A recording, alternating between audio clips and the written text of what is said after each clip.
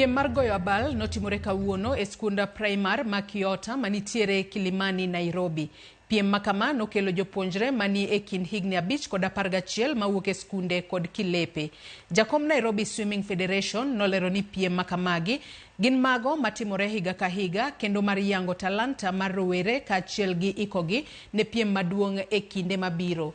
Jopuonjre mopogore opogore nonyiso lony margi e goyo abal, ka joloch bende noyudo mich mar okombe. Tielo machielo mar piem makama dhi timore koyaw sikul e tam mar 3.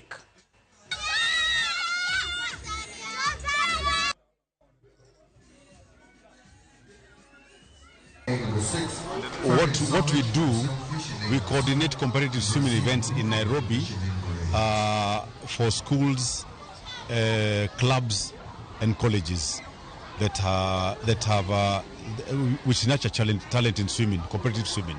So the oldest here is 11 years old. It's 11 and under.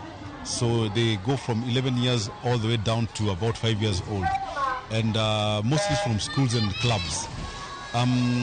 What we do is that we start with this one, or rather we end the season with this one, and then again we start the season with this kind of an event, and then we build up to the older children.